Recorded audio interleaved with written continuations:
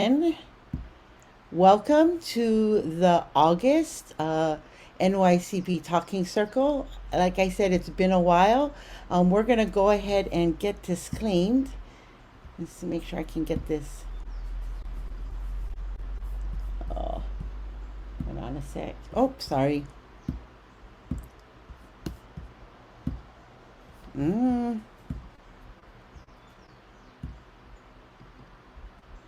You know what? I'll just read it. It's the acting funny with me today. So here's our disclaimer. This presentation was produced under U.S. Department of Education contract number GS00F115CA with Synergy Enterprises Incorporated. The views expressed herein do not necessarily represent the positions or policies of the U.S. Department of Education. No official endorsement by the U.S. Department of Education of any product, commodity, service, or enterprise mentioned herein is intended or should be inferred. Again, just go ahead and take a couple of seconds to maybe share what you've been up to this summer. We've been, busy during the summer. I know you probably have. I hope you got some kind of rest and maybe a vacation. You could go just and share that in the chat. That'd be great.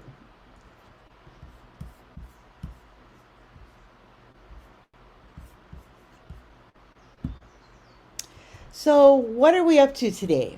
Today, because it's been a while since we've been together, just wanted to let you know that we've been doing some overview APR review, not anything too heavy this year. And through that, we've identified some strengths and weaknesses that we're going to go over with you. Also, there have been regular questions that come up during office hours, and so what we wanted to do was sort of go over and clarify because if they being asked in office hours, maybe you weren't there or weren't in attendance. This is an opportunity for us to share responses and I guess just the responses and answer the questions so that everybody gets a clear understanding across the grant programs. Also, we'll be looking at the end of the grant year considerations. And so I know for you, it's not just the end of the grant year, but it also may be the end of your award. And there are some very important considerations that you need to start thinking about and preparing for. As well as, again, we're going to be gearing up to share best practices and lessons learned. But before we get into the content, I wanted to let Donna sort of chime in. Your program officer, Donna Bussell. Hey, Donna. Hi, everybody. Thank you guys for being here. Awesome. And just in case you're wondering who is doing this talking, I am Olani Lily. I am a member of the OIE Technical Assistance Team. Um, if you're a new project director or maybe new staff joining us, we're always open to including additional staff into talking circles. Um, that's who I am. So let's get into the APR overall feedback. Again, we didn't do a heavy dig into or heavy review into the APRs, but we did want to sort of just share with you some things to both celebrate as well as some areas to strengthen. So for the areas of celebration, we had 86% of NYCP grantees submit their APR on time via G5, which is huge because then your program officer is easily able to access that information, as well as we know, you have a lot of things going on, and so we really appreciate the on-time submittal via G5. The other thing we wanted to celebrate is that all of you reported on your Gepra measures. And those who did submit in G5 reported on all your Gepra measures. So kudos to you folks. Also, the executive summaries were really well written and stayed within the page limit as well as discussed progress and challenges. So, some areas to improve. Now, some of you may be thinking, like, Oleni, we're almost finished with our grant. Like, why do we have to look at the areas to improve? Well, again, this will come up again if whether you're doing your APR update or your final performance report.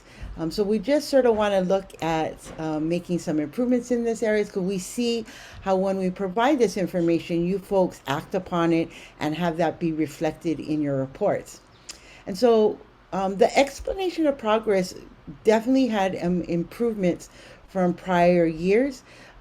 We've got a lot of really good data explanations that demonstrated how you have met or are making progress toward the measure. And, we got a lot of really good sort of like plans or things that have been implemented if you weren't making progress that you were trying to sort of put into place to make that happen. For the areas of improvement, sorry. Here I am talking. There we go. Sorry about that. For the areas of improvement, what we would like to see in your APR update and also your FPR, your final performance report, is data collection information. So which data are being collected and why were they collected? Also, we would really appreciate more sort of description of start and end dates of data collection periods. We know sometimes, you do a pre-assessment and then a post-assessment, or sometimes you're collecting throughout the year, or maybe over a quarter. And so being able to provide that information is really helpful and sort of fleshes out your whole data collection process within your organization. Also, data collection procedures. So, what are the procedures you utilize in order to collect this data? Who gets the data? Who's collecting it? Maybe who's analyzing it? And then who's reporting it out? I know some of you have evaluators that you contract with, and so really share that and what role they play in your data collection. Also, a great explanation of evaluation methods and how data are analyzed. I'm going to take a pause because I've been so focused on this content that I wanted to check out the chat to see what everybody has been up to during the summer. Oh, so it looks like people have been busy planning events, upcoming events, getting ready for the year. Take a group of youth to Unity in Minnesota. Awesome. Yeah, so you guys have been busy during the summer. Residential camps, daily camps. Wow, Club I Stand, love it. And with Boys and Girls Club. That's great. Lot seems like you folks were really busy, not much vacation. And if you did, then you're now gearing up for a new year. So awesome. All right.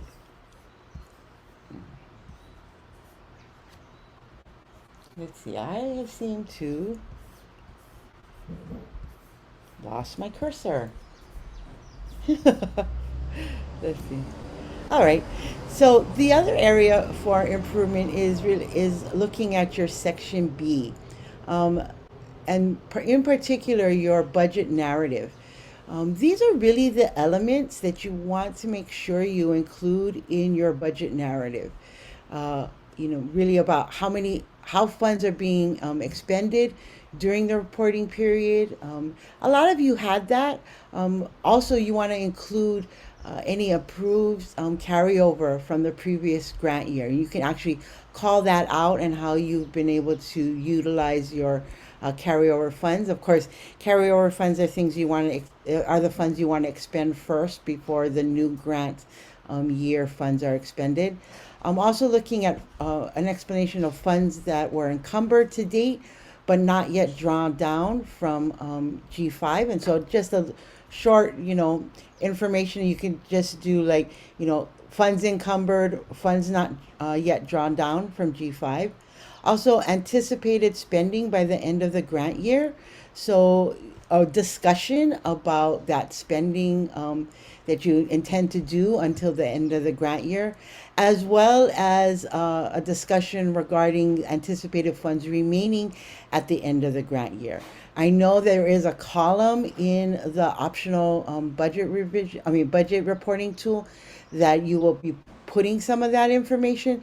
But the budget narrative is really a place where you can sort of flesh out that information that you would have put in that column. The other one is the plan to request a no cost extension. We did see a lot of that in the APR, or even if you're not going to, that is helpful information. G5 drawdown frequency. And so, really, that helps us to understand what your plan is. We know sometimes that's not within your control, but really, what is your organizational plan for the drawdown frequency? And then how you track expenditures independent of your budget office. That's one that gets left out quite often because I know you leave most of the tracking expenditures up to your budget office, but sharing how you are sort of like being aware of the amount of funds that you have already expended and what process you utilize is really important and helpful information. And then in section C. Now, in section C, there is a narrative portion that you can share. Oh, you know what? I forgot one thing. Sorry. I had a fun poll. Let me go back. I had a poll. I created a poll to just sort of survey you folks. Let me put that up. And I'm going to launch to survey you folks on, of these elements that you would include in your section B narrative. There's two questions. One, which do you think are your strongest? And you can pick multiple answers for that. As well as the second question is really looking at these elements and seeing which one do you think you need to improve on. So I'm going to go ahead and launch that poll. Again, the first question is really asking what area do you think you report is your strongest sort of piece in this report, as well as which of these do you think you need to improve? Okay. So go ahead and take a moment to sort of answer that. And while you're doing that, I'm going to just pop over to the chat to see if there's any questions or any information. Oh, great. Just more sharing of what you've been up to this summer. Awesome. Okay. Awesome. Please go ahead and finish that really quick 2-question survey. Right now, with 9 out of 22 of the participants completing this survey, it looks like we have, or even 10 now, we have quite a few of you who feel really strong in the how you're expending the funds, which is really important and crucial. And areas for improvement, it looks like really the discussion around providing maybe a stronger and anticipated spending by the end of the grant year discussion and narrative, as well as wanting to make sure that you're including your frequency of G5 drawdown. Awesome, great. Looks like we still have people completing it, so I'm going to leave that up a little bit because I really want to understand your what you think are your strengths and your weaknesses as it relates to section B, because this won't be your last budget report, whether you are if you're going to be doing an FPR sooner than later, you'll still need to complete section B. And so this information helps me will help us to sort of maybe focus on areas that you feel weak in the upcoming FPR sort of technical assistance and information. So again, thank you so much for participating in the poll. I'm going to leave it up for a couple more seconds, but I'm going to also move on to section C. Now, in section C, this is really your opportunity to put more maybe detail to what you maybe didn't have room for in section A, to discuss and success stories and accomplishments, as well as challenges, and maybe even any technical assistance needs. As you are, again, thinking ahead towards your FPR, there will be a section C in that. This is also a great place to put any lessons learned. That information, it would be very valuable, and we will, for us and to utilize to make the NYCP grant successful and future grantees successful. So your learning along the way will be definitely a strength that we can share with new NYCP grantees, both the recently new, the recent the how would you say it? The new grantees that are becoming on sooner, and as well as those into the future. You can also upload PDFs with multiple documents. I've seen some of you folks put like your evaluation reports from your evaluators. We'd love to see activities and pictures of students. Really, you think about the APR and the FPR as sort of the window for your program officer into what's going on in your program. It's one of the times where we kind of get to peek into your program. And so all of that information is really amazing and gives us some really great insight and information into what's happening. Also, you want to, when you send pictures, be careful about the size limitations, wanting to make sure, that you maybe are condensing the picture so they're not big and bulky going into the G5 or into your PDF document. Great. I'm going to just take a pause there and thank everyone who participated in the survey. This is really helpful and great information. And it looks like we're still at the same place where we feel really strong about you being able to articulate funds that have been expended. So thank you. Okay. The other thing I wanted to share is the Section C optional form. This really, if you didn't submit this with your APR, we would really encourage you to either submit this now or with your APR update. This information helps OIE really get a real a demographic and a really broad and understanding of everything that's going on across grantees. And so you can submit that now. And let me go ahead and put that in the chat. Take a moment.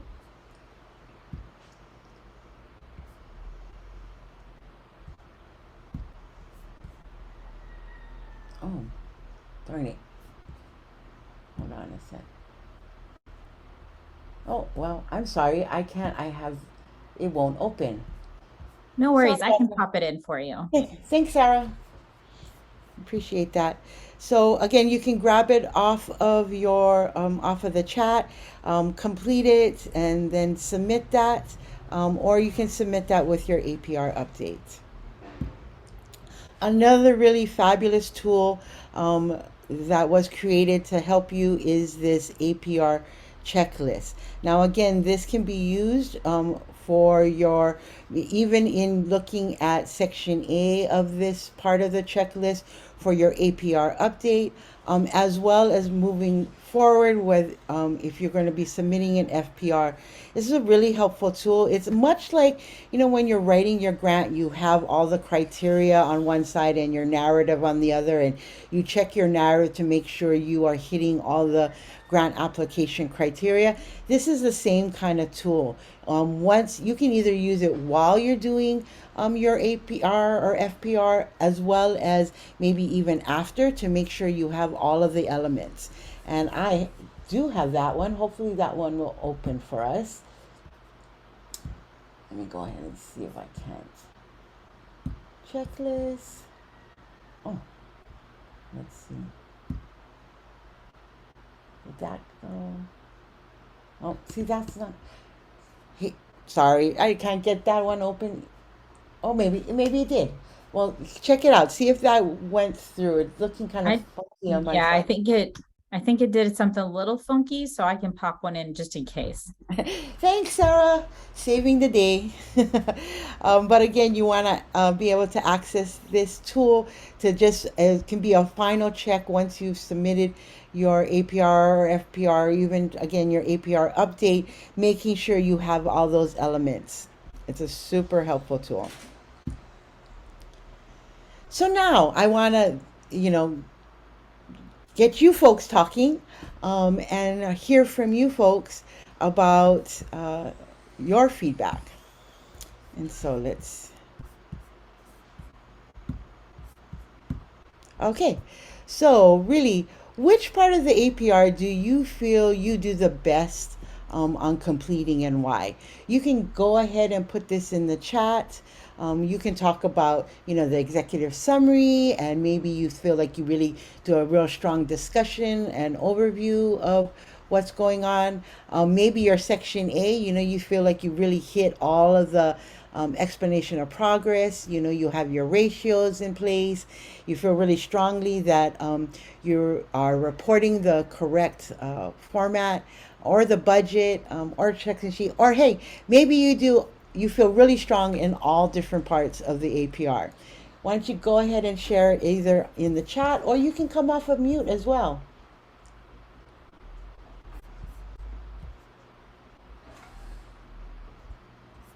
This is Jackie White in Oklahoma. Hi, Jackie.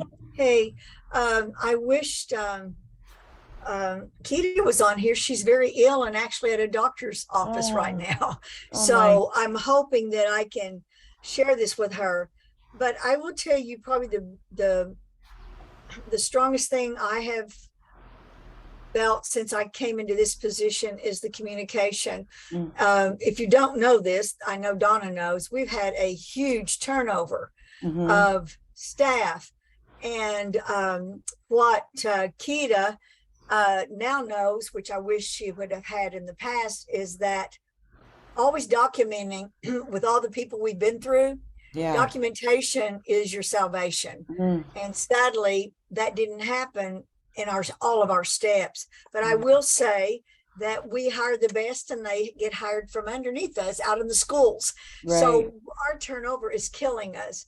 But at least I know that how we're training and how we're hiring has been excellent. But the schools have done nothing but given us kudos in the last couple of weeks. Great. About how they want us to continue and how they want us to continue the programs that we're serving kids. And I guess my comment is an educator, we're doing what's right. Yeah. We're doing what's best for kids. And I know I'm off, but I'm sitting here in this dark area. I dropped a foot processor on my foot, guys. So I'm in a huge boot. So I'm trying to keep my foot up and talk to you. And I've been in minor emergency. So it's been a really crazy day. Yeah. But I think communication, and I think as we look at these, it's how we tell you. And I've often said to Keita, tell them as if they know nothing about us.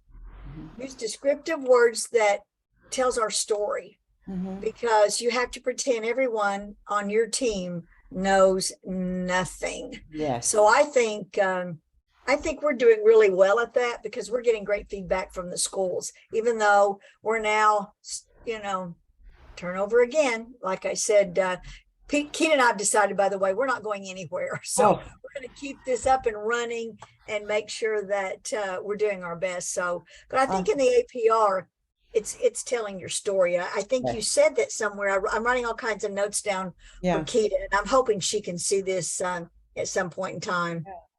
Yeah, thank you for sharing. And I agree. I think you're right. It is telling your story. It's a peep for your program officer into your actual program. So thank you.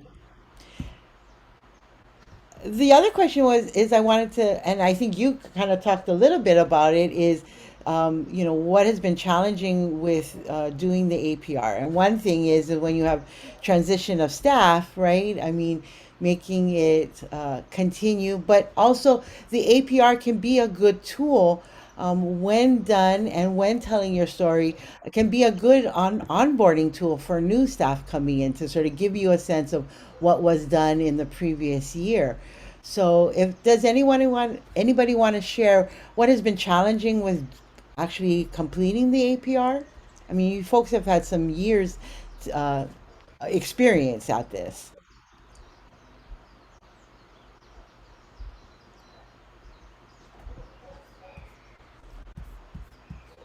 I'm gonna check the chat. Oh yeah, most comfortable with section A. Yes. Our narratives and justification, our performance measures. Awesome. There was some difficulty with reporting periods. Yeah. So sometimes it's the timing, right, of everything else that's going on. That can be definitely a challenge with APR and balancing, the need to complete the report with also providing the amazing services that you folks are providing. Yeah. Section C, sharing additional information is very helpful. Yeah. Yeah.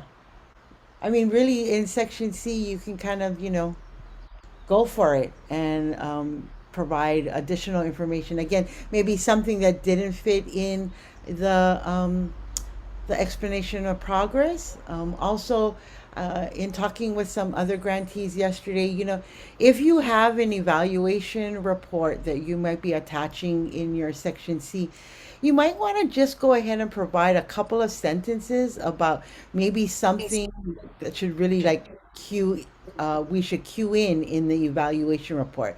Something you want to sort of bring and highlight out of maybe a multiple page report. Awesome. Anybody else want to come off of mute and share like any challenges you've had with the APR? Hi, Alana. Can you hear me? This is Trini. Yes. Yeah, I can. Thank you. Sorry, I didn't mean to interrupt earlier. No. I guess challenge-wise for me personally with the APR is interpretation, especially the data. And then when it comes to the financial piece, just the support that we have, the different mindsets, because they do this as a job. So for me to understand that, and the numbers I get, but it's just that interpretation part where it's hard for me to kind of wrap my head around that. So Yeah.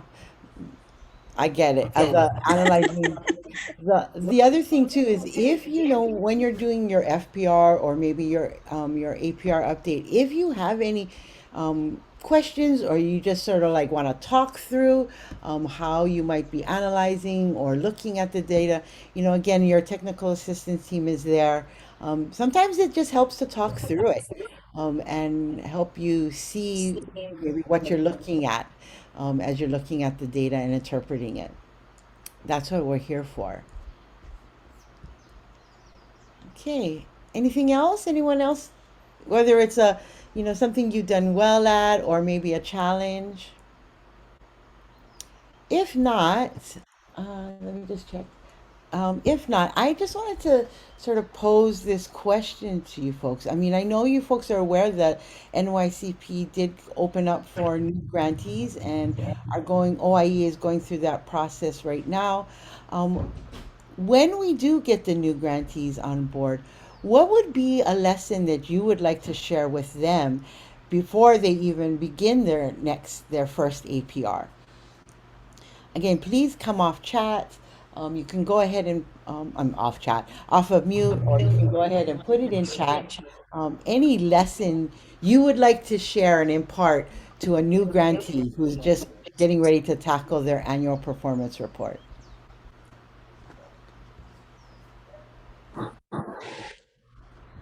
This is Steve. I know that a lot of times when we've covered submitting APRs that we make sure we do it as best as we can a couple of days before, because sometimes the computer doesn't always, or the website doesn't always cooperate and sometimes kicks you out. And if you're trying to do that at the last second, it can create a lot of challenges. Yeah, that's a great idea. So making your due date earlier to make sure you don't get any technical glitches. Great tip. Anyone else? I know you folks have a lot of really great lessons learned.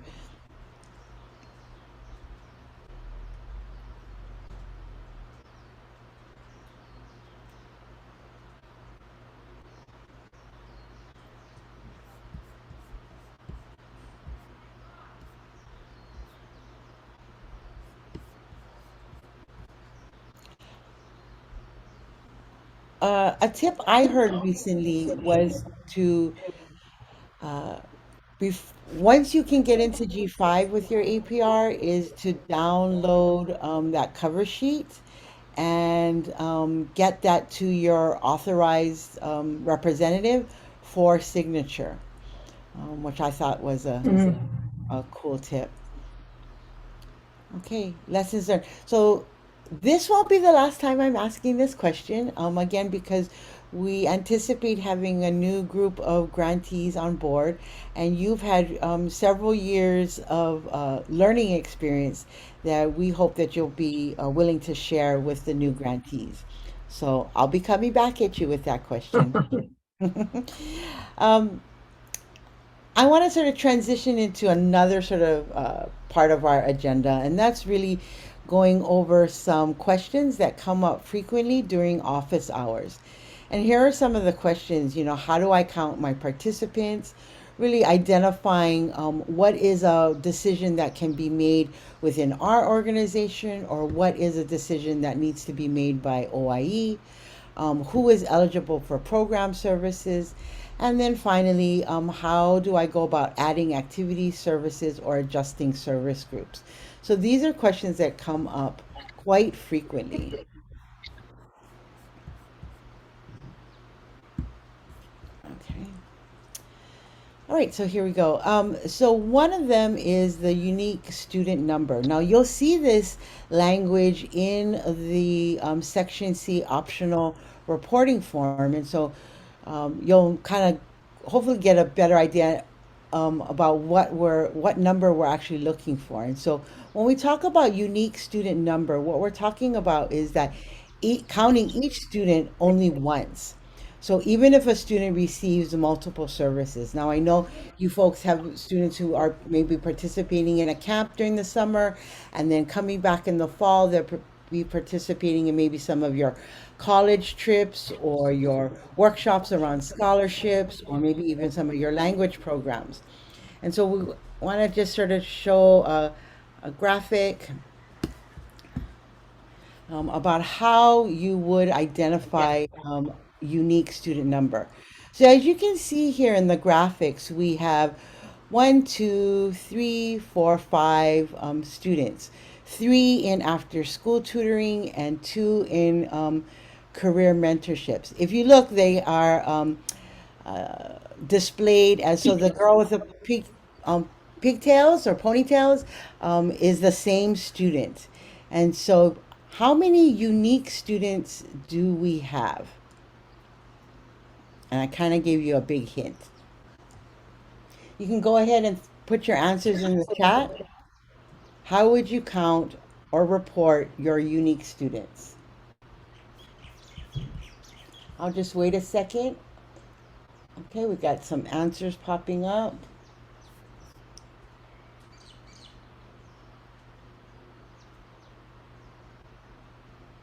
Yep. Awesome. So again, we're counting unique students. So let's go ahead and see what the answer is. And you're correct, it's 4. And how did we count that?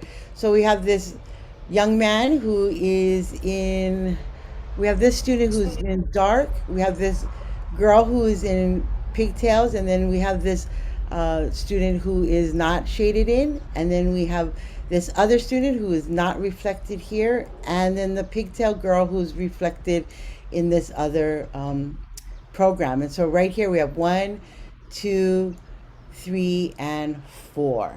Awesome, great job. So we have another way of looking at it. This is probably what you're most acquainted with, is sort of your roster of students.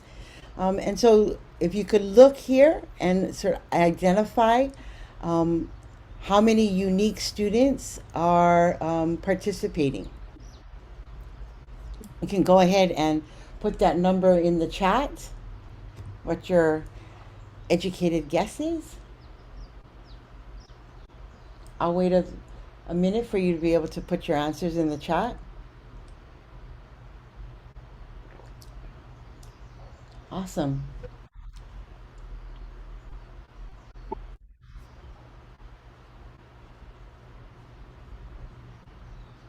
Okay.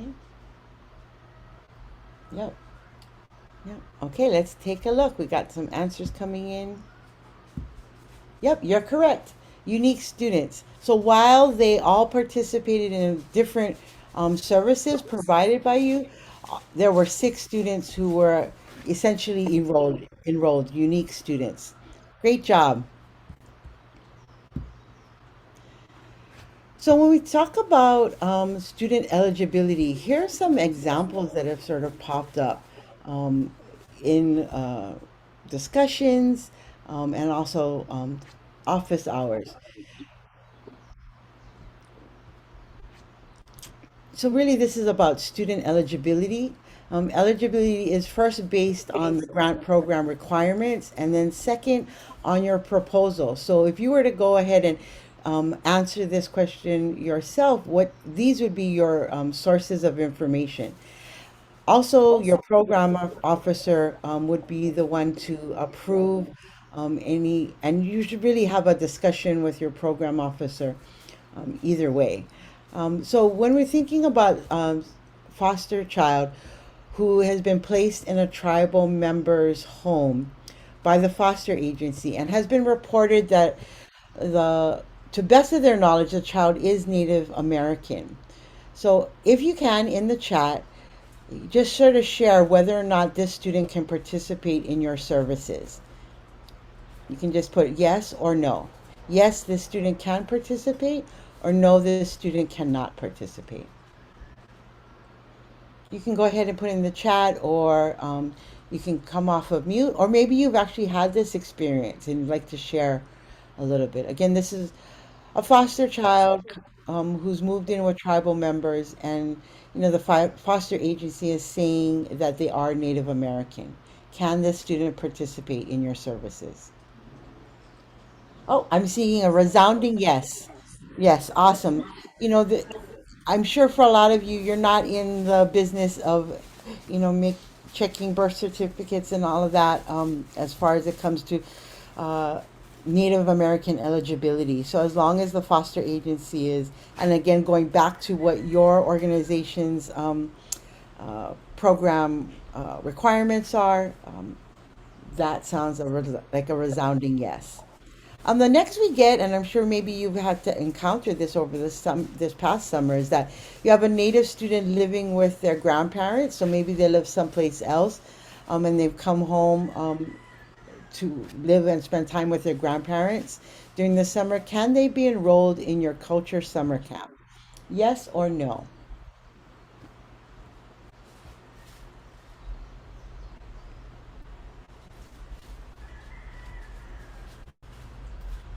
Okay, we're getting some yes.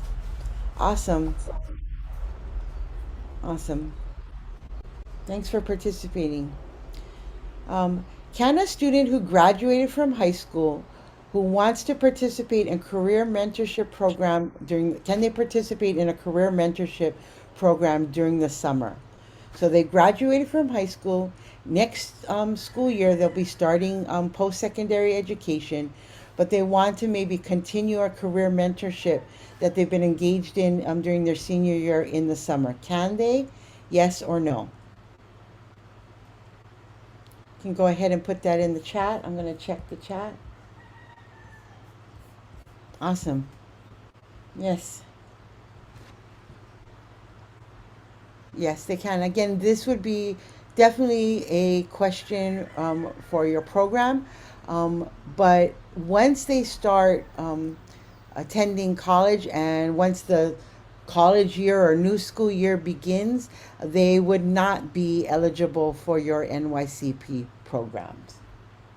I just wanted to provide some clarification. But during the summer, maybe they want to continue a mentorship, that would be allowable.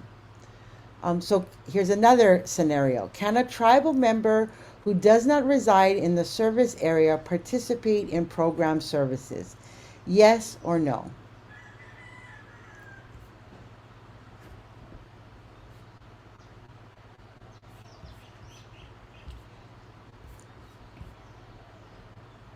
This is a kind of tricky one that I put in here because it depends on what you identified as your service area in your proposal. This definitely be, yeah, yes. So this definitely would be one that you would want to maybe check in with your program officer about.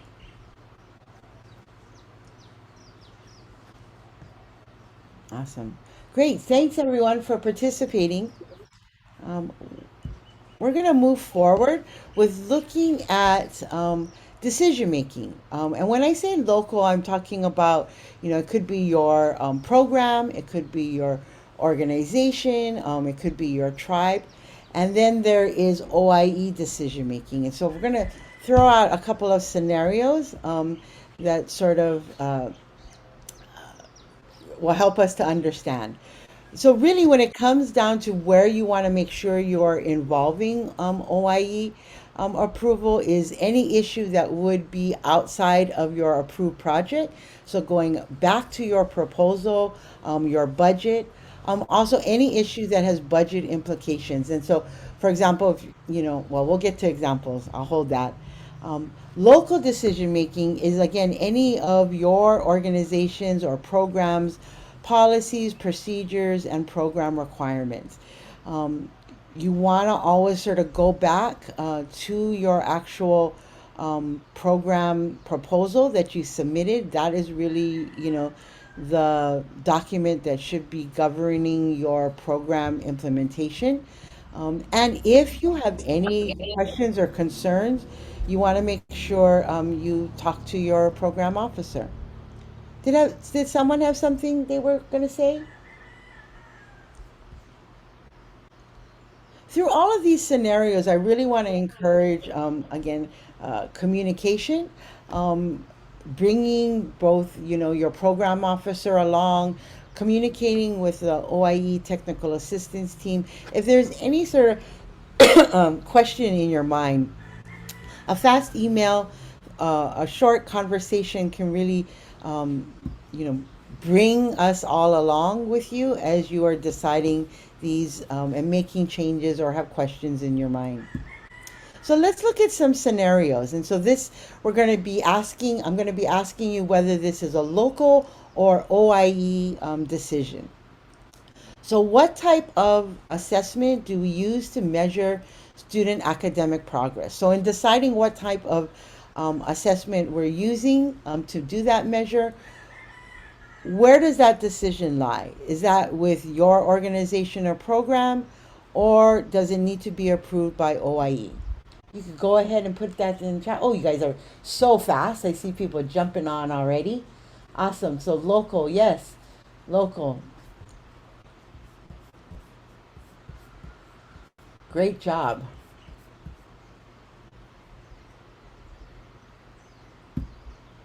The next scenario. We are currently serving students in grades 1st through 3rd. We want to expand our NYCP grant services to include a preschool program. Is that a local decision, or do I need to engage with OIE about this? Yes, yes, yes. Great. Thanks for your feedback and participating. Yes, it would be OIE because this would be a change in your scope. Even if it may be just, kindergarten and preschool, it is a change in your scope, and it may require, it may impact your budget. So you do want to engage with your program officer.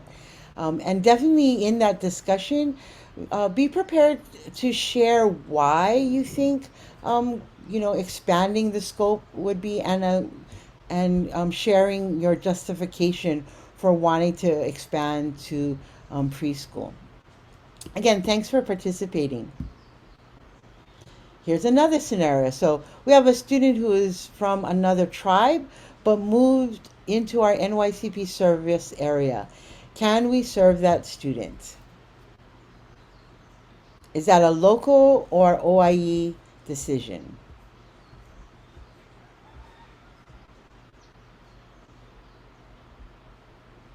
Yep. Yep, that's correct. I'm seeing you folks chiming in already. Awesome. Yes, so it's a decision that's based on your scope and your proposal, as well as your requirements of your program and or organization. Great. Okay, here's our last scenario. So Sylvan is unable to serve all the students interested in tutoring. Can you add another provider? Where does that decision lie? This is a kind of maybe a little tricky question. Let's see if you guys have caught that little trick that I played in the chat. OIE, yes, yeah.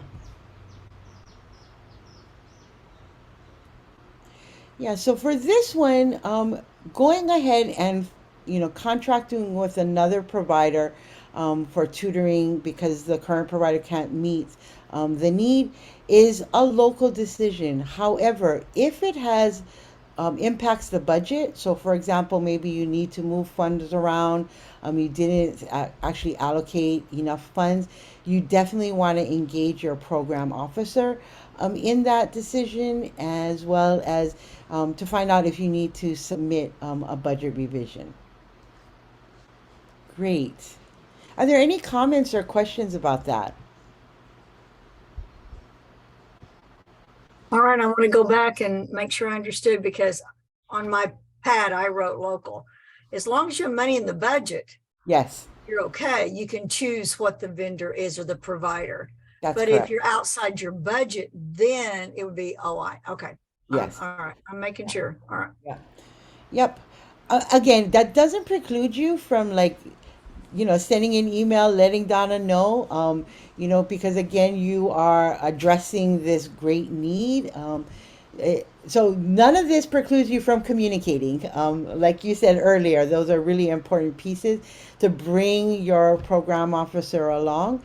But the decision is not a requirement, but OIE, unless it's impacting your budget. Okay, so let's move on. You folks have less than 2 months remaining. Amazing. I'm sure you're very excited. And so we're going to go over some maybe decisions you need to make or you're making already regarding requesting a budget revision, submitting your APR update, as well as submitting your final performance report or a no-cost extension request. Lots of things going on as you're nearing the end of this grant year, as well as potentially this grant award.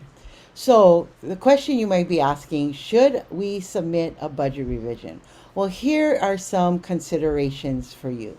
You really want to, one, check your drawdown amount, see that you are drawing down your funds, and I've been working on that. Do your plans for maybe the beginning of the school year, maybe it's changed a little bit. So maybe you need to submit a budget revision, as well as do you have a plan for expending all the grant funds before September 30th, and wanting to make sure you are reviewing your budget to make sure that you can expend all those funds. So those are really some of the considerations you should take into consideration when you are thinking about submitting a budget revision.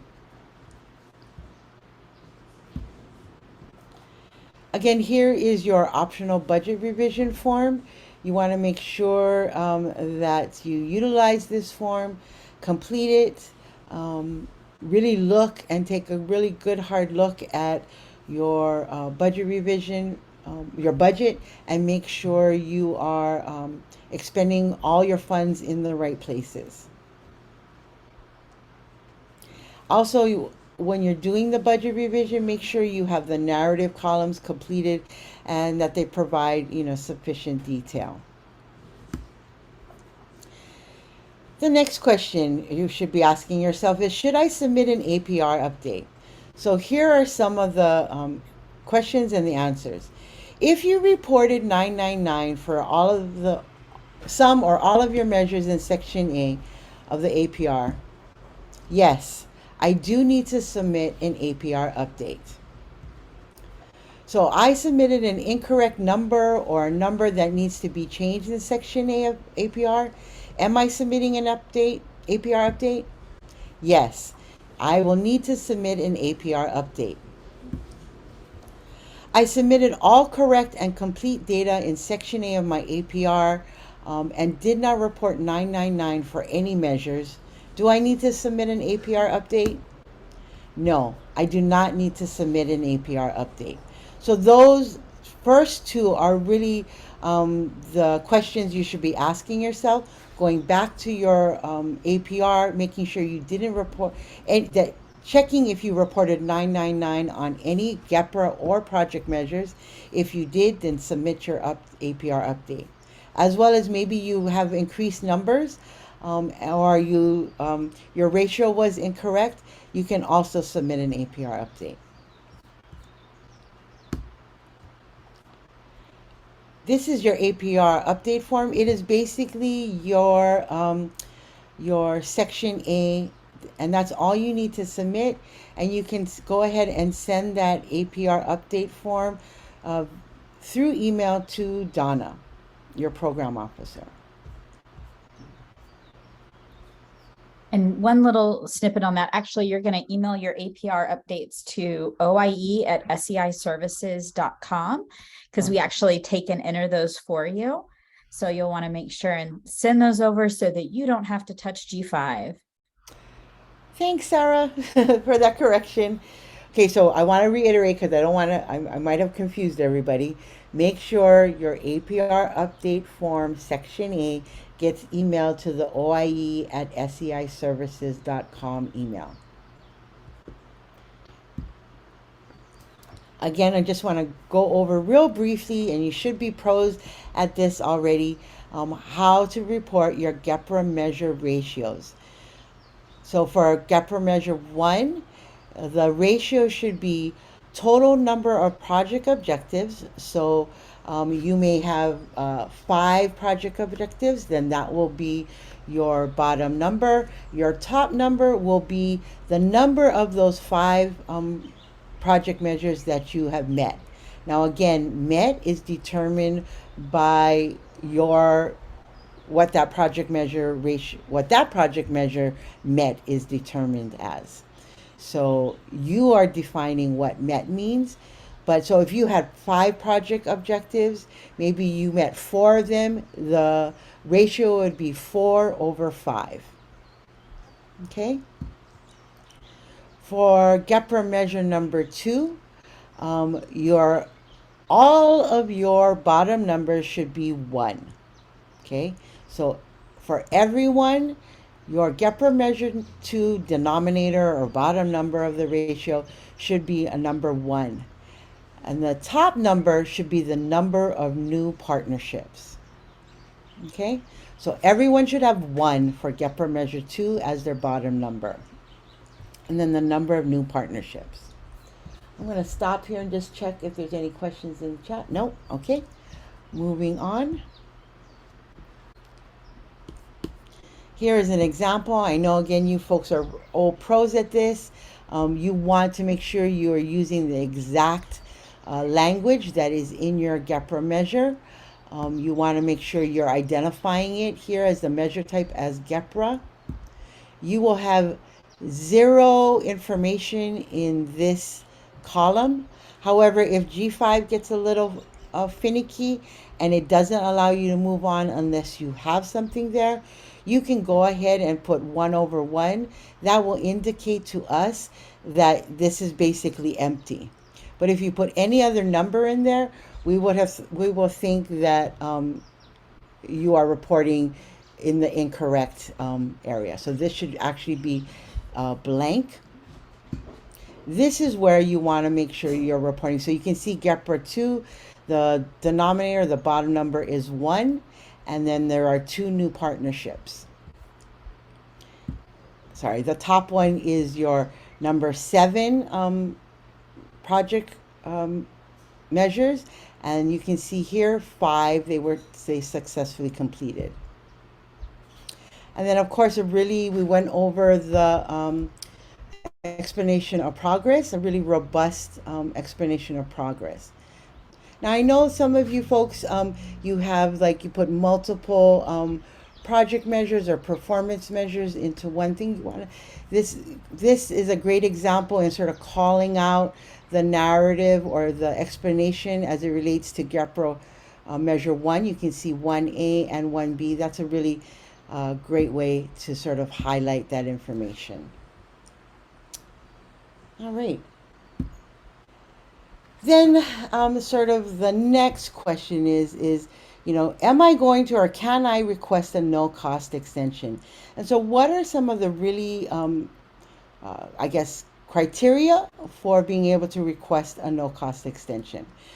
The 2 main ones are if you still have project activities that need to be completed and project funds to expend. Okay? For no-cost extension, you can only extend up for an additional 12 months. Now, you may need the entire 12 months in order to accomplish the project activities that you weren't able to complete, or you may be able to do it within 6 months, or maybe even 4 months. And so that really varies with project, but it is until the time you have been able to fully complete your project activities. During your no-cost extension, change of scope is not allowed.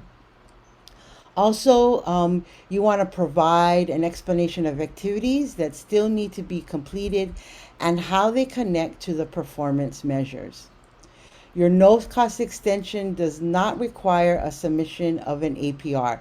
So let's say, for example, you are requesting a no-cost extension for 12 months. During that period, you will not be required to submit an APR. However, at the end, you will need to complete a final performance report, will be due 90 days after the end of your no-cost extension. I'm going to go here and check to make sure there's any questions. If you do have any questions about this, because I know this is sort of a hot topic, you can go ahead and put that in the chat and I'll come back and check that. So if you do have project activities that need to be completed and you do have funds that you can expend in order to complete those activities, you do want to submit an extension, no-cost extension request. I know Donna has sent this out via email earlier. I want to bright flashing lights. This is due tomorrow, Friday, August 19th. So if you have not done that yet, you need to get moving. And this is the one that you will send directly to Donna Bussell, and there is her email there. Awesome. Okay. I saw, oh, sorry. No, go ahead. Go ahead. Oh, Chris, yeah, the FPR, the final performance report, is similar to the APR, except it is an accumulation of all 4 years and your no cost, adding in that no cost extension year. But it is similar. You're just going to add in, and I'll send another information sheet, and I'm sure we'll have a FPR session. We do have an FPR session that's already recorded on our website, but I'll send all that information out. Yeah. Before it's all due. Awesome. Thanks, Yeah, and we Donna. will, from the TA team perspective, we'll be covering the FPR info in September at the September Talking Circle. So definitely, if you are going to be doing your FPR this year, because you're ending your grant the end of September, you'll definitely want to make that September talking circle to get that hands-on help. Yeah. And then also just wanted to point out that I did pop over in the chat box the no cost extension request form. Awesome. Thanks, Sarah, and thanks, Donna. Again, if you have any questions about this, I know these are really like hot topics for you folks, go ahead and put them in the chat and we'll circle back. So then when do I complete my final, if you are not going for a no cost extension and this will be your final year, then you do need to submit a final performance report. For grants ending on September 30th, 2022. Those reports are due 120 days after September 30th, 2022. We will be again in our September talking circle, excuse me, digging into this a little deeper, providing more sort of assistance in how you're going to complete the final performance report.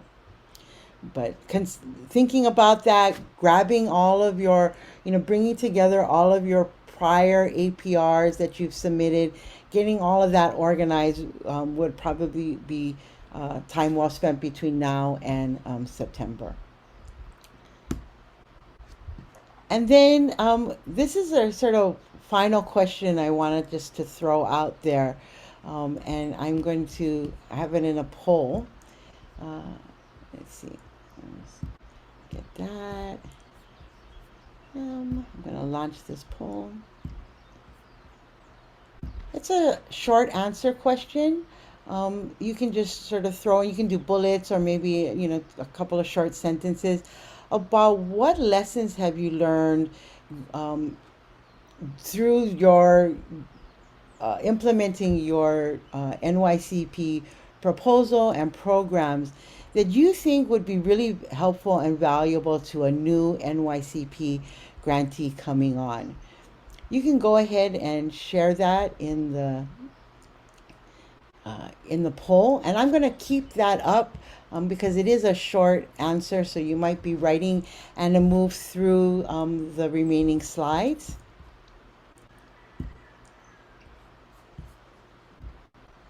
Oh, sorry. Okay, so I don't know if you folks received this or saw this in your email, but the OMB survey was sent to you. It should have come from an email from Julian. In that email is a link to complete the survey. It's a short survey. Anyone who participated in any OIE event, whether it's through our talking circles, office hours, excuse me, maybe through the PD, the program directors meeting, maybe you had other staff attend, they should have received the link. We would really appreciate your participation and completion of this survey. We use this information to help develop future, whether it's talking circle content or webinars specific to, what a lot of grantees are sort of going on. We also utilize that for sessions for our project directors meeting. One of the things we saw in one of the responses in the past through this survey was sort of the need for learning about data sharing agreements. And so we developed and created a data sharing agreement webinar that was specific and shared across multiple grant programs. And so your feedback really does matter, and it does become actionable. So I really want to encourage you. I'm going to just take a look at the poll. So we have 4 responses. With 21 people on, I really want to encourage you to respond. We went up to 5. Also, awesome. Please respond. This information again is really helpful, and we will be sharing this information and maybe also asking some of you in the September or when we get the new grantees on to share some of the lessons you've learned. So I'm going to take a pause and see if there are any questions either in the chat or you can go ahead and come off of mute. Do we... Hi, Olani. This is Roxanne. Hi, Roxanne. How are you? I'm good. How are you? I'm okay. I'm okay. Awesome. Good. I'm traveling on my way back from Billings, but I pulled over so I can listen in. Okay. But I have a question. Yes. When will we know if our carryover has been accepted so that we can move forward? Because I have people that are asking me, every day what our plans are, and Okay. I just need to have some idea. You mean your no-cost extension, Roxanne? Yes, yes. As soon as those come through, and I'm on Gaku duty right now, so I'm trying to get everything done and processed, and at least notices out tomorrow. So tomorrow, since we have that as the deadline, I will send out notices and let you know if there's anything that needs correcting on or clarity on the budget or your request. So those will be looked at tonight and tomorrow morning, and I'll get it out as soon as I can before the end of close of business Eastern time tomorrow. Thank you. You're Oh, welcome. yes, that is great. Thank you. I agree. You are welcome. I know. And I'm trying to get that out as soon as I can, because I know everybody wants to let their people know. So Oh, she'll thank help you, me. Donna. I have help right here. I see. Cute. Super cute. Awesome. Thanks, Donna. And thanks, Roxanne. Drive safely. Thank you. I will. Okay. Also, looks like Leslie had a question and Sarah was jumped on it. So hopefully soon we'll have our new slate of grantees, of NYCP grantees, which will be really great. And again, I hope that you folks will, share your lessons learned and really inform them about what exciting things sort of are coming their way with this new grant. Any other questions? Okay. So upcoming events. We are actually, NYCP is one of the talking circles that is actually going to be meeting in September. So September 15th, again, we shared a little bit of what the content is going to be. We really want to encourage you to attend. Also, we have coming up at the end of August is our office hours. And then we'll have another office hours in September. So, excuse me, still doing that. And then I also wanted to just take a brief moment and share a tool that we had before, but we're sort of are resurrecting it in order to sort of just be a place where you can access information, as well as be able to communicate regularly. So I hope you folks can see that. This is the NYCP Talking Circle Padlet. We have taken the summer to sort of reorganize our Talking Circle Padlets. And then, oh, there, Sarah beat me to the punch. She's so fast. Awesome. Thanks, Sarah. There is the link. You can go ahead and click on that link to the Padlet and join me here now. I'm just going to do a short orientation. So some things that will be staying is that we will, if you're ever wondering when something is due, you will be able to see it right here. At the top in blue are upcoming pieces of work that are due, as well as also on the bottom are events that are coming up. We are also using this as a place to house forms that you may need to access. So I know we put them in the chat, but when the chat goes away, you're like, oh, where did that go? So this will be a resource that you can kind of come back to and access forms that are normally used. The after our next talking circle, you will see the FPR forms loaded here. Also, this is a place, again, with lessons learned, you might want to have a slot here for each grantee. you can go ahead and share your lessons learned through this NYCP grant. It can be about your APR, about programming, anything you kind of want to share. Also, we have links here on some of the information that is you may want to go to and have accessible. I would love also because it's not just about housing information, but also if you want to sort of share your website or maybe your Facebook, or you want to sort of share that with your fellow grantees, you can go ahead and put that here.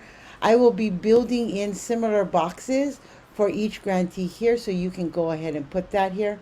Also, in the grantee discussion, you can, if you have a question, or maybe you want to sort of like, maybe there's an issue, or maybe you're looking at doing more culture-based STEM projects, and you want to reach out to your fellow grantees about how they're doing that, you can go ahead and put that on this discussion board.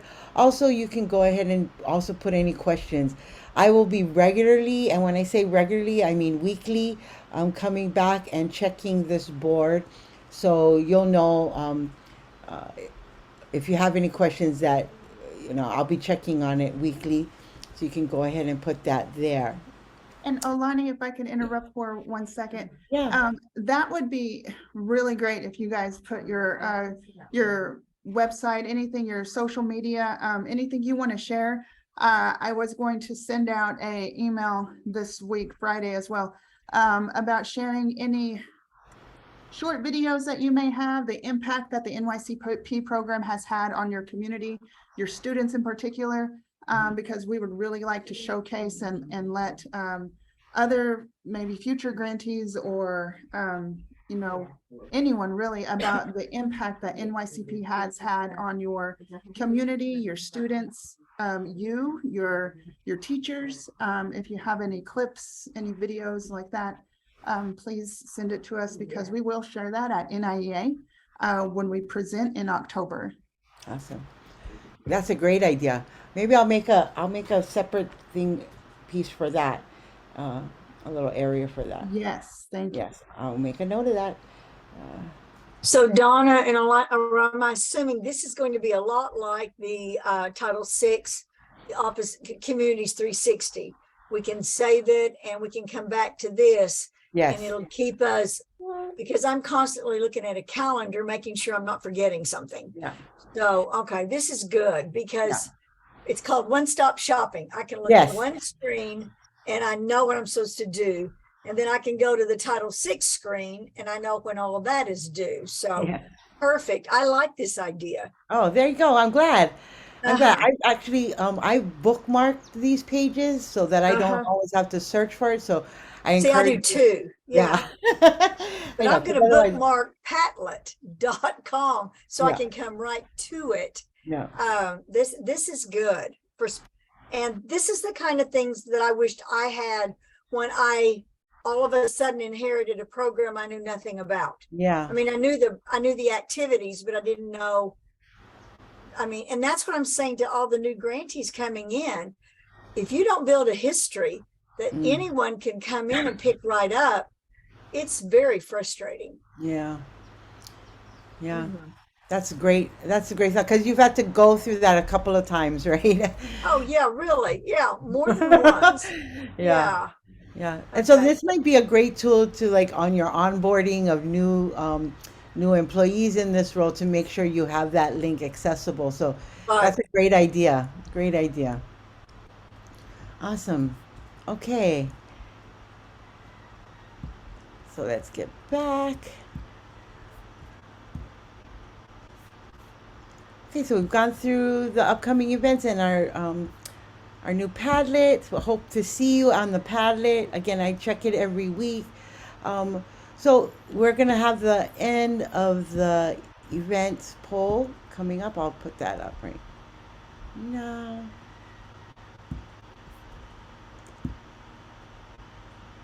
Okay, if you could go ahead and complete this poll. Again, this is really helpful for us to see how this talking circle went. Um, I'll give you time to complete that poll. Alrighty. And then I will move on. Again, thank you for joining today, for participating in our polls and participating in on the chat and coming off of mute. I really want to thank you. I really appreciate that. Thank you for Donna for doing all of the amazing work that she's doing at OIE, getting making sure that we're going to closing out NYCP this grant, as well as bringing in the new grantees. We look forward to that.